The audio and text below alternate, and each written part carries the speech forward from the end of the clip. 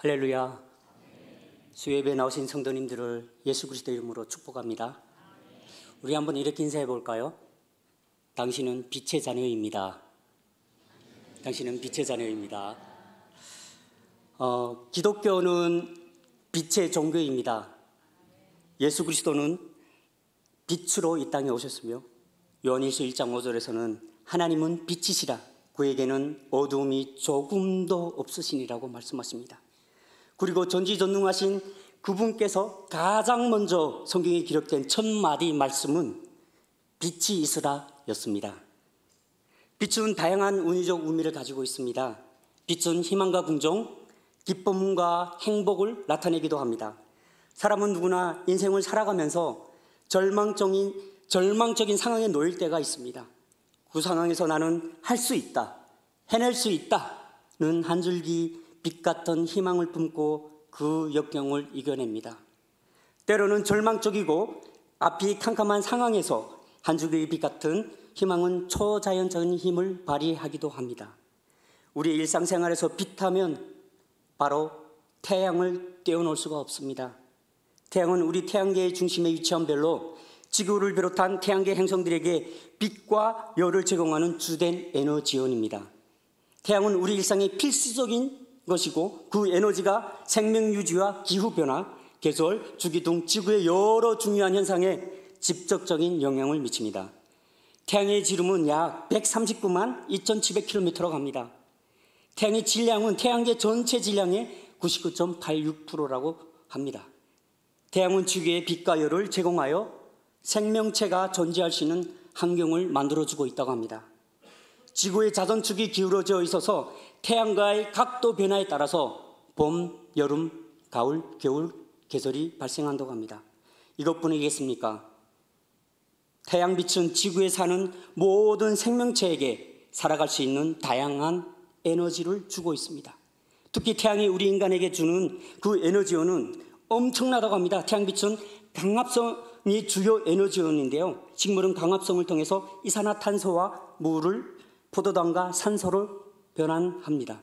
이러한 것은 지구 생태계의 기본이고 대부분의 생명체가 생존하는 데 필요한 산소와 유기물을 제공한다고 합니다. 태양으로부터 분출되는 에너지는 사람의 건강과도 직결됩니다. 태양빛은 생체 세계를 조절하는 데 중요한 역할을 합니다. 인간을 포함한 대부분의 생명체는 일주기 리듬을 통해 수면, 각성, 식사, 호르몬, 분비 등의 생리적 과정을 조절합니다. 낮과 밤의 주기적인 변화는 이 리듬을 유지하는 데 필수적입니다. 아침에 햇빛을 받으면 멜라토닌 분비가 억제되고 각성이 촉진된다고 합니다. 저녁에 빛이 줄어들면 멜라토닌 분비가 증가하여 수면을 유도한다고 합니다. 또한 태양은 인간의 정신 건강에도 영향을 미치는데요. 햇빛을 충분히 받으면 세로토닌 수치가 증가해서 기분이 좋아지고 우울증 위험이 감소한다고 합니다. 반대로 햇빛이 부족하면 계절성 정동장애 SAD라는 기분장애가 발생할 수 있다고 합니다. 이와 같이 태양은 지구상의 생명체계의 필수적인 요소로 작용하고 있고 생리적, 생태적 측면에서 다양한 긍정적 영향을 주고 있습니다. 그래서일까요? 일찍이 인류 문명은 태양을 신으로 떠받들었습니다. 이집트는 라라는 태양신이 있었습니다. 그리스 신화에서는 헬리오스라는 태양신이 나옵니다. 메소포타미아 문명에서는 샤마쉬라는 태양신이 정의와 법의 신으로 추앙되었습니다. 인도에는요 수리야라는 태양신이 있다고 합니다. 일본은 어떨까요? 일본은 아마테라스라는 태양 여신이 있다고 합니다. 그렇다면 북한은 태양신이 있을까요? 북한에도 태양신이 있습니다. 위대한 수령 김일성이라는 태양신이 있습니다. 북한 사람들에게 김일성은 우리의 영원한 태양으로 추앙받고 있습니다. 그래서 그의 생일은 북한에서는 태양절로 부르고 있습니다. 사랑하는 성도님들, 빛하면 가장 떠오르는 것이 무엇입니까? 여러분들에게 빛은 어떤 의미를 가져다 주는가요? 저는 빛하면 자유라는 단어가 떠오릅니다. 영화 쇼생크 탈출 아십니까? 저는 지금까지 이 영화를 한 20번은 넘게 본 것 같습니다. 영화의 줄거리를 대략적으로 말씀을 드리면 주인공의 이름은 앤디 듀프레인.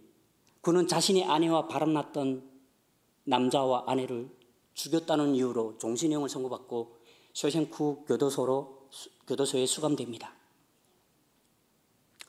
사람은 누구나 때로는 살면서 자기가 원하지 않는 상황에 처할 때가 있지 않습니까? 쇼생크 탈출의 영화 주인공 앤디가 바로 그런 사람이었습니다. 쉽지 않은 교도소 생활이었지만 앤디는 그곳에서 레드라는 친구를 만납니다. 레드는 교도소 안에서 모든 것을 구해줄 수 있는 능력 있는 사람이었습니다. 둘은 특별한 우정을 쌓아가게 되고요. 앤디는 레드를 통해서 작은 암석 망치를 구하게 됩니다. 앤디는 우연치 않게 암석 망치로 벽을 굽다가 쇼생크 교도소의 벽이 쉽게 파여진다는 것을 알게 되었습니다.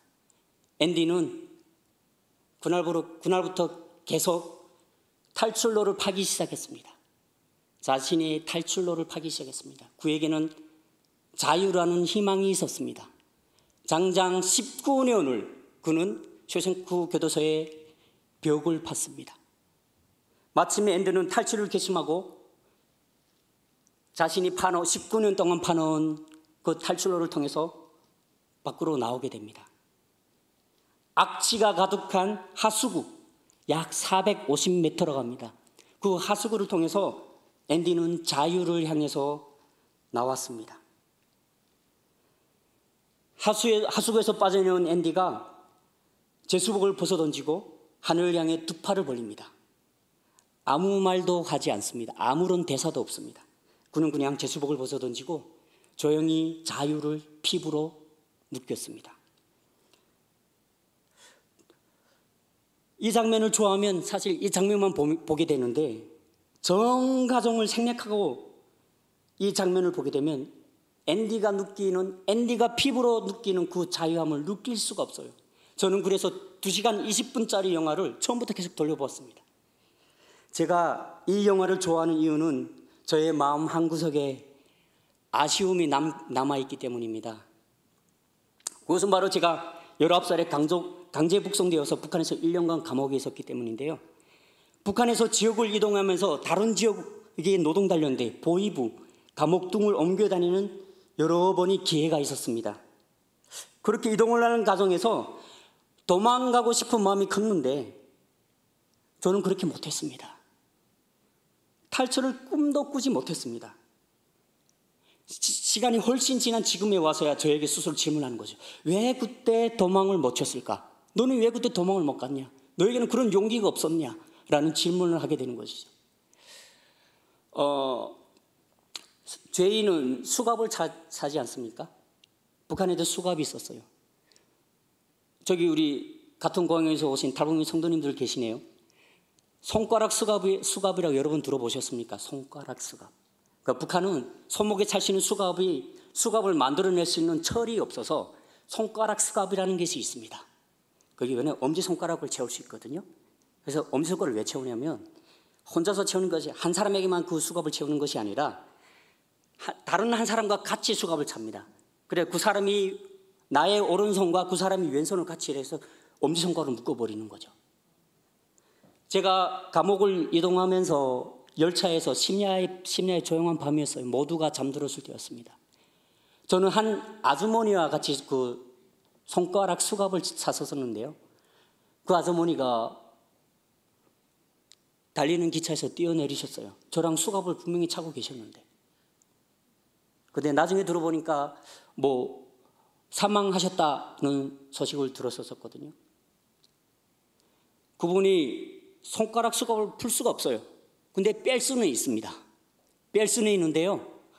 빼게 되면 엄지손가락 피부가 다 벗겨집니다. 그분이 그렇게 하고 뛰어내린 것이죠.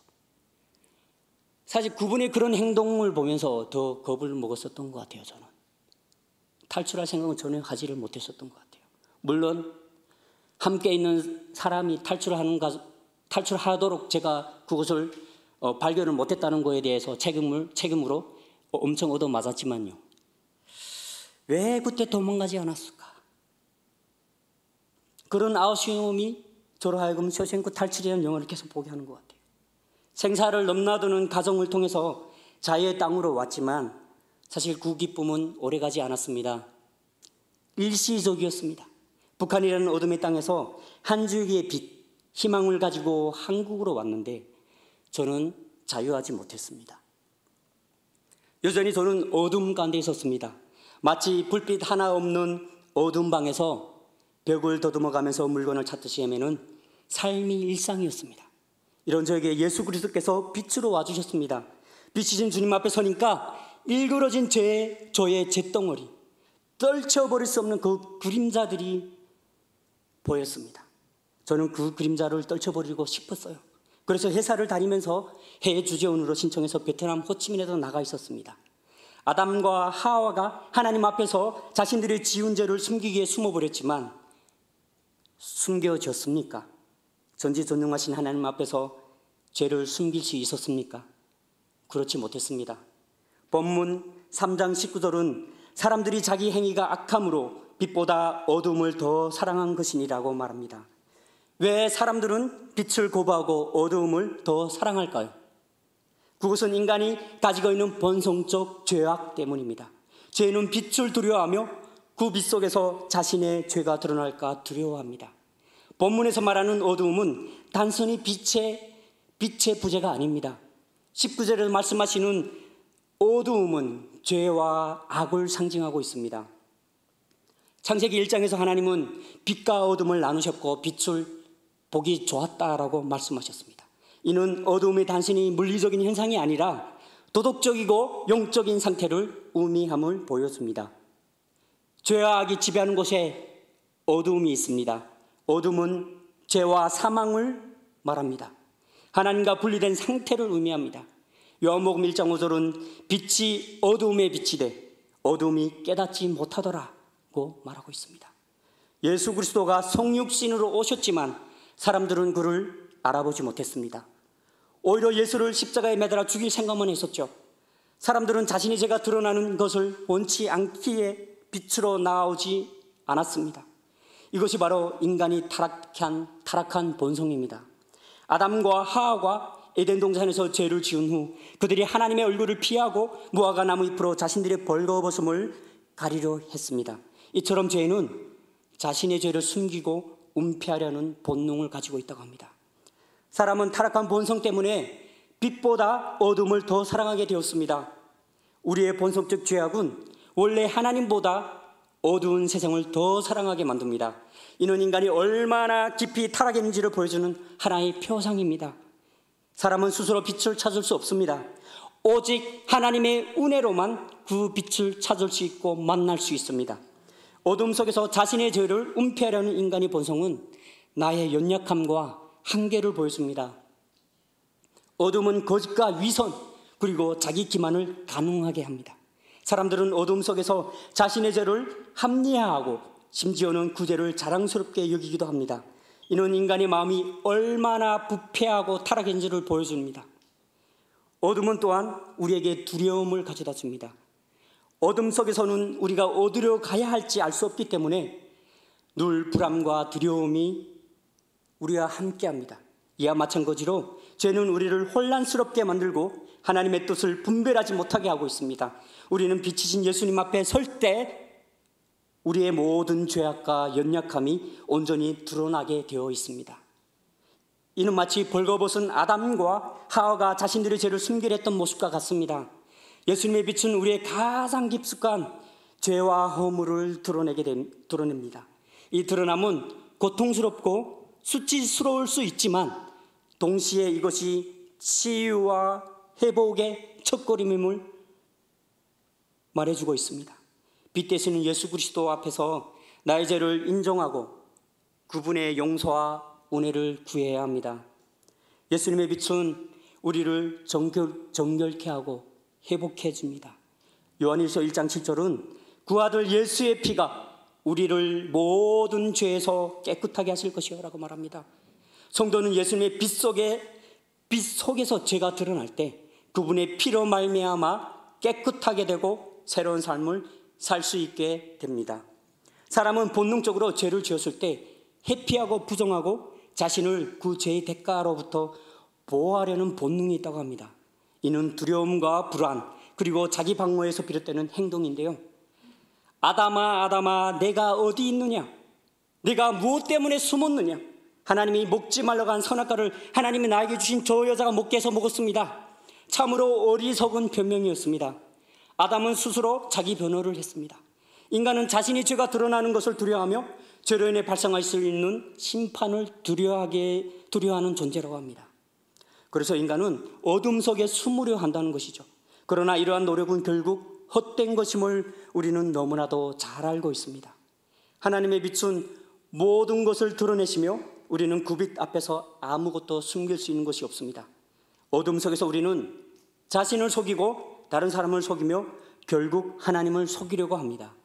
하나님을 속이려 하는 것, 이것이 죄의 본질입니다. 죄는 우리를 거짓으로 이끌고 또한 고통과 소외를 경험하게 합니다. 우리는 하나님과의 단절된 관계 속에서 진정한 평안과 기쁨을 찾을 수 없습니다.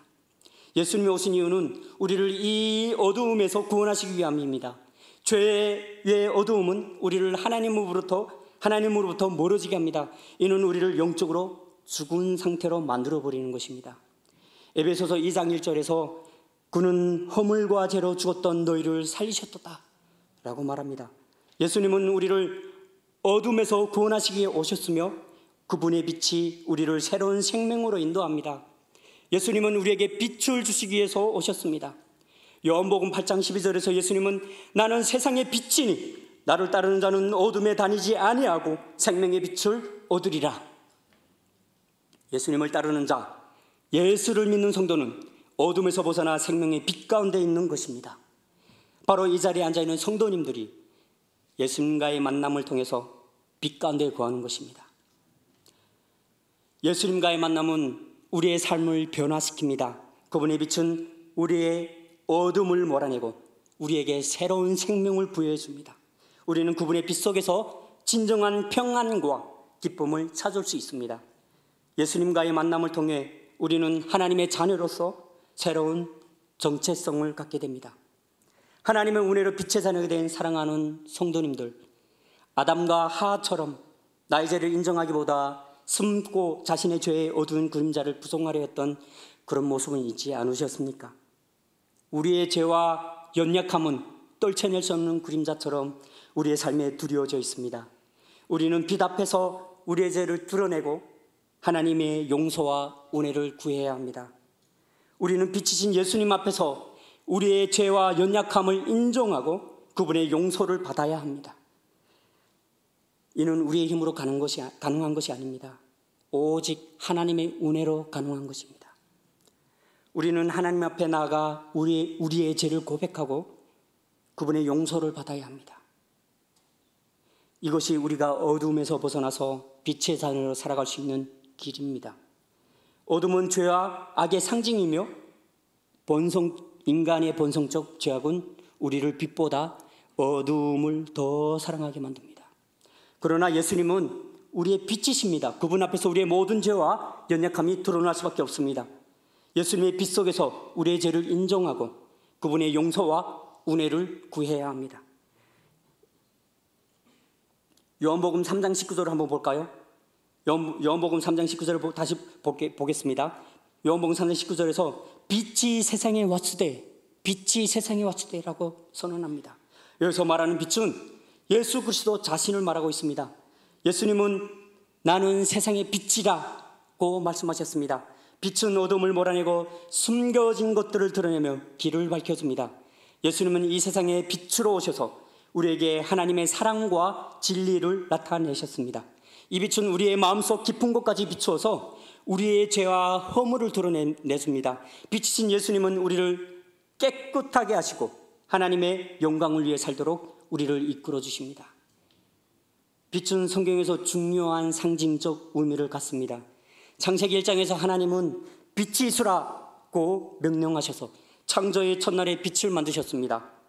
이는 혼돈과 어둠을 질서와 밝음으로 광명으로 바꾸신 하나님의 능력을 나타냅니다. 빛은 생명과 연결되어 생명의 근원인 하나님을 상징합니다. 예수님이 세상의 빛이라고 하신 것은 그분이 우리에게 생명과 진리 그리고 하나님의 임재를 가져다 주신다는 의미입니다. 예수님은 어둠 속에서 길을 잃은 인류에게 참된 길을 제시하십니다. 빛이 없이는 길을 찾을 수 없듯이 예수님 없이는 우리는 하나님께로 나아갈 수가 없습니다. 그리스도의 빛은 우리에게 많은 것을 주는데요, 첫 번째로 그리스도의 빛은 나에게 영원한 생명을 줍니다.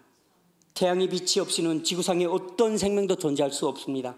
마찬가지로 예수님의 빛이 없으면 영적인 생명도 존재할 수가 없습니다. 요한복음 1장 4절에서는 그 안에 생명이 있었으니 이 생명은 사람들의 빛이라고 말합니다. 예수님은 우리에게 영원한 생명을 주시는 분이십니다. 두 번째로 그리스도의 빛은 성도에게 방향을 제시해 줍니다. 어두운 밤에 길을 찾기 위해서는 빛이 필요합니다. 시편 119편 105절은 주의 말씀은 내 발의 등이요 내 길의 빛이니이다 라고 말씀합니다. 예수님은 우리에게 삶의 방향과 목적을 제시하시는 분이십니다. 그분의 가르침과 본을 통해 우리는 올바른 길을 찾고 그 길을 걸어갈 수 있습니다. 세 번째로 그리스도의 빛은 우리에게 평안을 주고 우리를 보호하십니다. 어둠 속에서 온갖 위험이 도사리고 있지만 빛은 이러한 위험을 드러내고 우리를 보호합니다. 예수님은 우리를 죄와 사망의 위험에서 보호하시는 분이십니다. 그분의 빛 속에서 우리는 안전하게 살아갈 수 있습니다. 네 번째로 주님의 빛은 우리의 행위를 드러냅니다. 예수님의 빛은 우리의 삶 속에서 숨겨진 죄와 허물을 드러내고 변화를 촉구합니다. 회개를 하게 합니다. 에베소서 5장 13절에서 빛 가운데서 드러나는 모든 것은 빛이니라고 말합니다. 우리는 예수님의 빛 속에서 우리의 죄를 깨닫고 하나님 앞에 정직하게 나아가야 합니다. 예수님은 또한 진리의 빛이십니다. 요한복음 14장 6절에서 예수님은 내가 곧 길이요 진리요 생명이니 라고 말씀하셨습니다. 진리는 우리의 영혼을 자유롭게 하고 참된 삶을 살게 합니다. 예수님은 우리의 영혼을 진리로 깨우쳐 주시고 죄와 거짓에서 벗어나게 하십니다.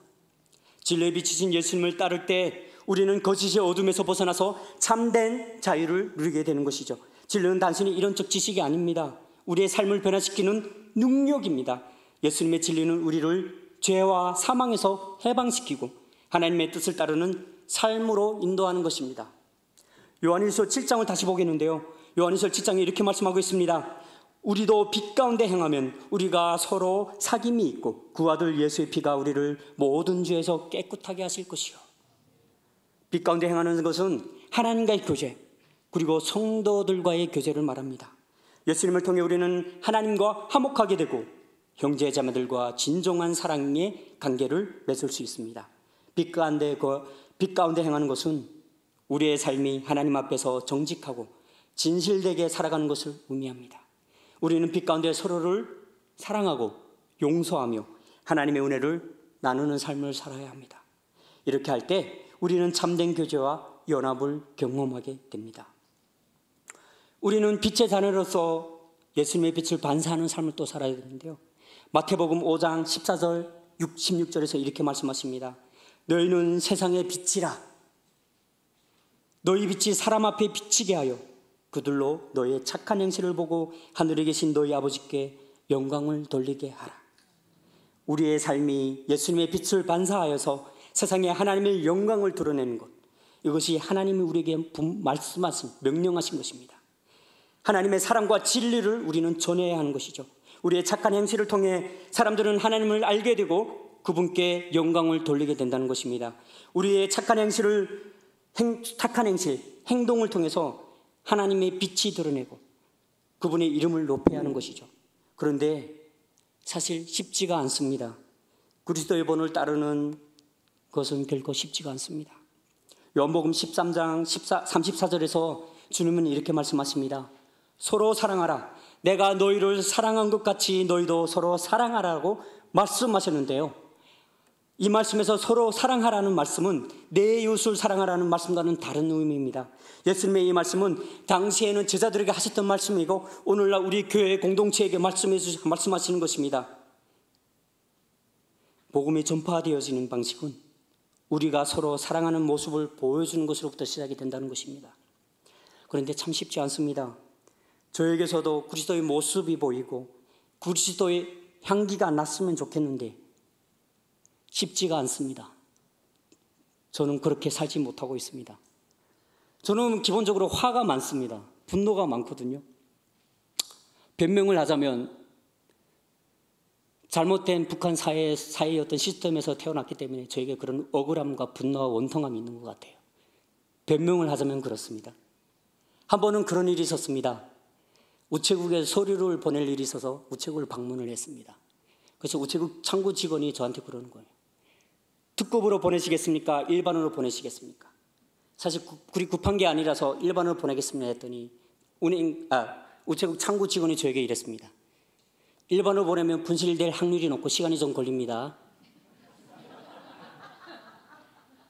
이분이 여기 이름이 써 있었는데 대리라고 써 있었어요. 제가 뭐라고 했을까요?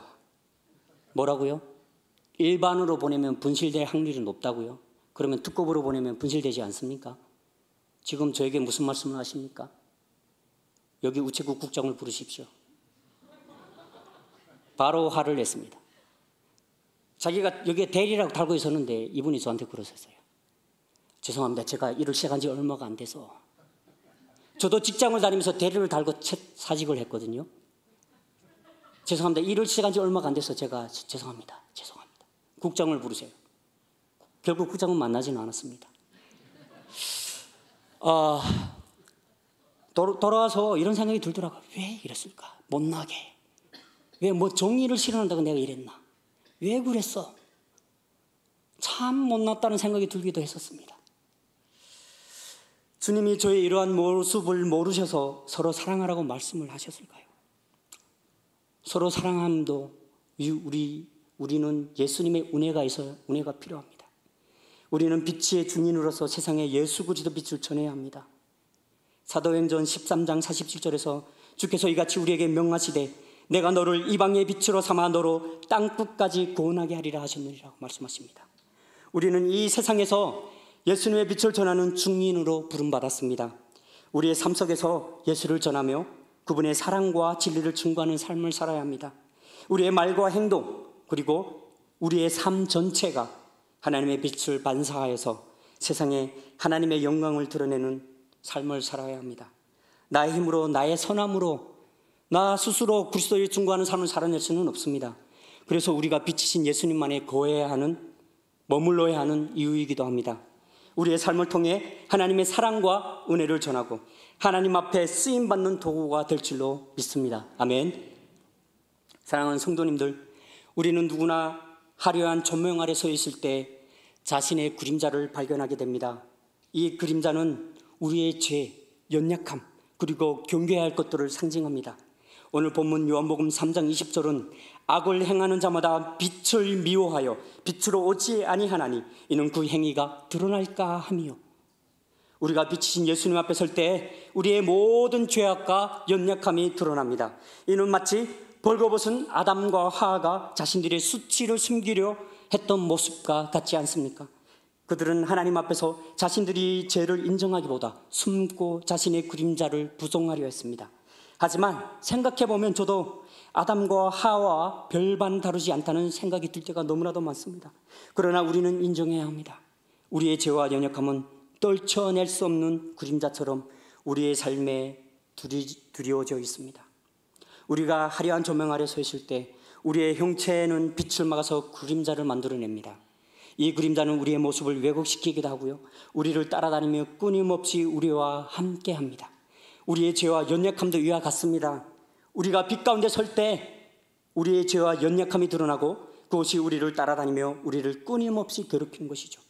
그림자는 우리의 내면 깊숙이 숨겨진 죄와 연약함입니다. 이는 우리가 결코 떨쳐낼 수 없는 인간의 본질적 죄성임을 말해주고 있습니다. 로마서 3장 23절은 모든 사람이 죄를 범하였으며 하나님의 영광에 이르지 못하더니 라고 말씀하십니다. 우리는 모두 죄인으로 태어났습니다. 그 죄의 그림자는 우리의 삶에 항상 존재합니다. 죄는 우리의 관계를 깨뜨리고 우리의 영혼을 상하게 합니다. 죄는 하나님과의 관계를 단절시키고 우리를 영적인 사망에 이르게 합니다. 이사야 59장 2절에 오직 너희 죄악이 너희와 너희 하나님 사이를 갈라 넣었고 너희 죄가 그의 얼굴을 가리워서 너희에게서 듣지 않으시게 함이니라고 말합니다. 죄의 그림자는 또한 우리의 삶의 모든 영역에서 영향을 미치는데요. 죄는 우리의 생각과 마음을 어둡게 하고 우리의 행동과 선택을 왜곡시킵니다. 우리는 죄의 그림자 속에서 하나님의 뜻을 분별하기 어렵고 죄의 속박에서 벗어나기 힘듭니다. 종종 우리의 힘으로 이 죄의 그림자를 떨쳐내려고 노력합니다. 그러나 우리의 노력은 언제나 부족하고 실패할 수밖에 없습니다. 우리의 죄와 연약함은 우리의 존재에 깊숙이 뿌리 내려 있기 때문입니다. 예레미야 13장 23절에 이런 말씀이 있습니다. 굿수인이 그의 피부를 표범이 그의 반점을 변할 수 있느냐. 이는 우리의 본성적인 죄성을 스스로는 결코 변화시킬 수 없음을 말해주고 있습니다. 그러나 우리는 절망하지 않아도 됩니다. 우리의 죄와 연약함, 즉 그림자를 떨쳐내기 위해 예수 그리스도께서 오셨기 때문입니다. 예수님은 우리의 죄와 연약함을 대신 지고 십자가에 죽으셨습니다. 그분의 희생을 통해서 우리는 죄의 그림자에서 해방될 수 있음을 믿으십니까? 요한복음 8장 12절에서 예수님은 나는 세상의 빛이라 나를 따르는 자는 어두움에 다니지 아니하고 생명의 빛을 얻으리라고 말씀하셨습니다. 예수님은 우리를 죄의 그림자에서 완전히 해방시키시는 분입니다. 우리는 그분의 빛 속에서 우리의 죄를 인정하고 회개하고 새로운 생명을 얻게 됩니다. 로마서 8장 1절은 이렇게 말씀합니다. 그러므로 이제 그리스도 예수 안에 있는 자에게는 결코 정죄함이 없나니. 우리는 예수 그리스도 안에서 결코 정죄받지 않습니다. 하나님의 자녀로서 새로운 삶을 살게 되는 것이죠. 오늘 본문 3장 21절은 진리를 따르는 자는 빛으로 오나니 이는 그 행위가 하나님 안에서 행한 것임을 나타내려 함이라 하시니라. 진리를 따르는 자는 빛을 두려워하지 않고 오히려 빛 속에서 자신의 행위를 드러냅니다. 이는 하나님의 영광을 위해 사는 삶을 말하고 있습니다. 사랑하는 성도님들, 우리는 빛의 자녀로서 빛이신 예수 그리스도를 통해 우리의 죄성과 연약함을 하나님 앞에 내어드려야 합니다. 우리 안에 있는 어두움을 인정하고 하나님의 은혜를 구하며 그분의 빛 속에서 살아야 합니다. 사랑하는 성도님들, 우리의 죄와 연약함은 떨쳐낼 수 없는 그림자처럼 우리의 삶에 드리워져 있습니다. 그러나 우리는 예수 그리스도 안에서 그 그림자에서 해방될 수 있습니다. 빛의 자녀로서 하나님의 영광을 위해 살아가며 우리의 죄와 연약함을 하나님 앞에 내어드리기를 힘쓰는 저와 여러분들이 되었으면 좋겠습니다. 마지막으로 제가 탈북자이지 않습니까? 그리고 북한 선교를 하는 선교사로서 마지막 말씀을 드리려고 합니다. 그리고 사랑하는 성도님들께 당부드립니다. 한국 땅의 탈북민들과 저 북한 땅을 위해 함께 기도하셨으면 좋겠습니다. 그들도 우리와 마찬가지로 빛이신 예수 그리스도의 복음이 필요합니다.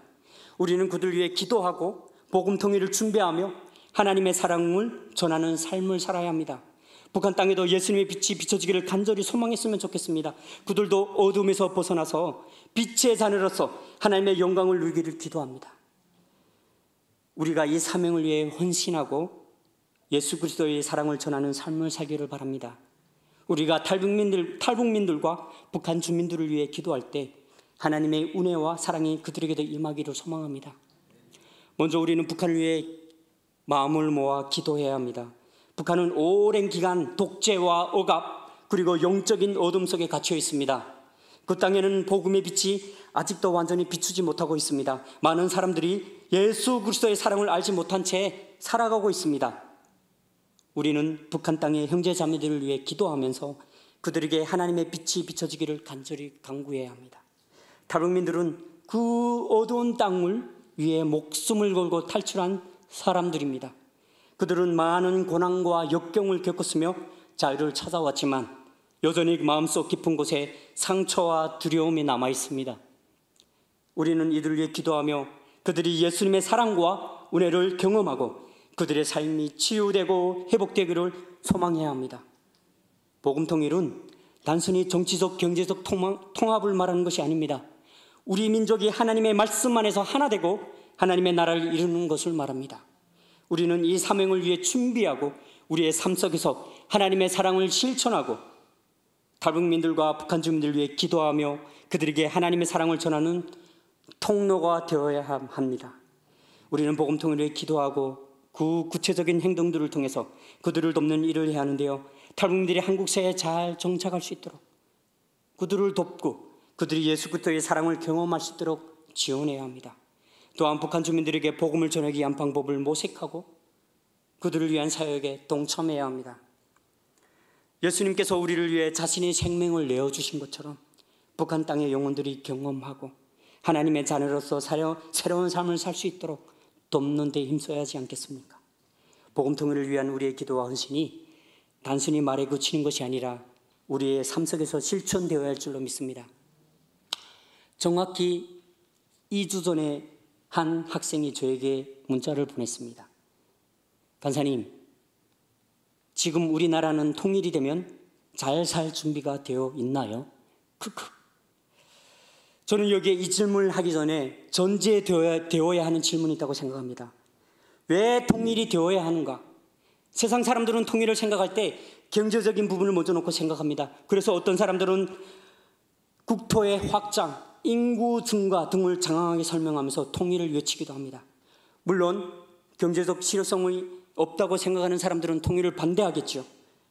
결국은 경제적인 것을 놓고 통일을 논하다 보면 나에게 득이 되는가, 그렇지 않은가라는 원초적인 질문에까지 도달하게 됩니다. 통일이라는 것을 통해 내가 취하는 경제적 이득이 있는가, 그렇지 아니한가, 득실을 따지는 꼴밖에 되지 않습니다. 세상이 이렇게 해도 교회는 그래서는 안 된다고 생각합니다. 그리스도인은 그래서는 안 된다고 생각합니다. 우리에게 통일은 하나님 나라의 확장, 죽어가는 북한 땅의 수많은 영혼들이 구원받기를 간절히 바라는 소망이어야 된다고 생각합니다. 남북 통일에서 경제적 득실은 2차적인 문제입니다.